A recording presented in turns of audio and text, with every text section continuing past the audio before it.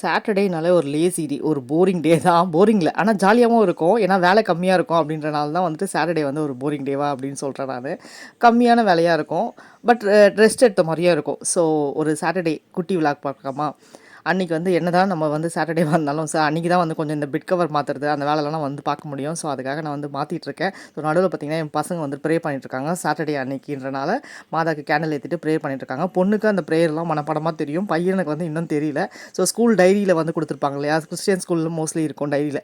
So அத பார்த்து வந்து அவர் படிச்சுட்டு இருக்காரு. நான் வந்து எல்லா வேலையும் முடிச்சுட்டு தான் வந்து போனேன். ஸோ எல்லாமே வந்து பெட் கவர் எல்லாமே மாத்தி கிளீனா வந்து பண்ணிட்டு, மோர் குழம்பு தான் அன்னைக்கு வச்சிருந்தேன். இந்த மெத்தட்ல மோர் குழம்பு ட்ரை பண்ணியிருந்தீங்கன்னா சொல்லுங்க. சூப்பரா இருக்கும். துவரம் பருப்பு வந்து ஒரு 2 ஸ்பூன் ஊற வச்சு அதில சேர்த்துக்கங்க. ஒரு 1/2 அன் ஹவர் வந்து ஊற வைங்க.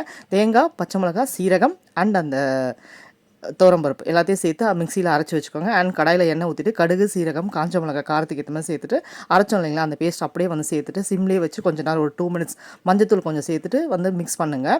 ரொம்ப நேரம் நீங்கள் வந்து மிக்ஸ் பண்ணக்கூடாது. ஒரு 2 மினிட்ஸ் வதக்கி விட்டிங்கன்னா அந்த பச்சை வாசனை போயிடும். ஸோ ஸ்டவ் வந்துட்டு ஆஃப் பண்ணிடணும்.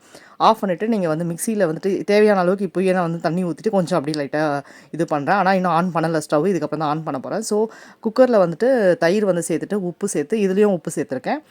அடிச்சுட்டு சேர்த்துக்கிறேன். தயிரை வந்து இல்லைனா திரி திரியாக இருக்கும் உங்களுக்கு. இந்த ஸ்டேஜில் ஆன் பண்ணிவிட்டு அடித்து வச்சுருக்கீங்க தயிர் மிக்சியில். ஸோ அதை வந்து எடுத்து சேர்த்துடணும். இல்லை சேர்த்துட்டு கொஞ்சமாக பெருங்காயத்தூள் வந்து சேர்த்துக்கோங்க. எனக்கு வந்து ஸ்கிப் ஆகிடுச்சு அது. லாஸ்ட்டாக அது மாதிரி லைட்டாக நுர தள்ளி வரும்போது மேலே வந்துட்டு அந்த கொத்தமல்லி தூவி சாப்பிட்டிங்கன்னா செம்ம டேஸ்ட்டாக இருக்கும். துவரம்பருப்பு சேர்க்குறீங்க பார்த்தீங்களா, அதுதான் வந்து அன்றைக்கி ஃப்ளேவரே கொடுக்கும் அந்த மோர் குழம்புக்கு. அண்ட் மசால் வடை வந்து சைட் டிஷ்ஷாக வந்து செஞ்சுருந்தேன்.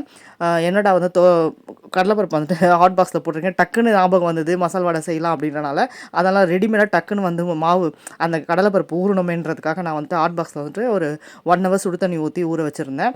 அது வந்து சீக்கிரம் வெந்துடும் உங்களுக்கு. அந்த மாதிரி வேக வச்சுருந்தீங்கன்னா.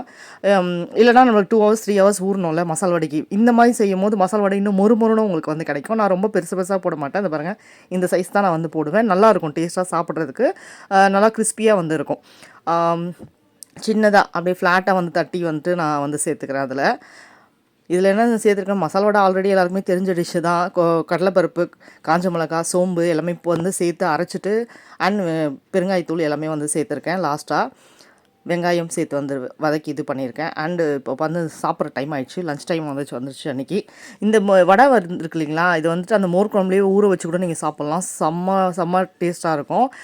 சூப்பராக ஒரு வாட்டி கண்டிப்பாக இந்த மாதிரி மோர் குழம்பு வந்து ட்ரை பண்ணி பாருங்கள். ட்ரை பண்ணி பார்க்கல அப்படின்னா நீங்கள் உளுத்தம்பருப்பு வடையில் அது கூட வந்து செஞ்சுட்டு இதில் ஊற வச்சு சாப்பிட்டிங்கன்னா செம்ம டேஸ்ட்டாக இருக்கும். நான் அன்றைக்கி வந்து போடலை, அப்படியே வந்து தான் சாப்பிட்டேன். நீங்களும் ட்ரை பண்ணிட்டு வந்து சொல்லுங்கள். என்னோடய சாட்டர்டே விலாக் இதான். தேங்க்ஸ் ஃபார் வாட்சிங்.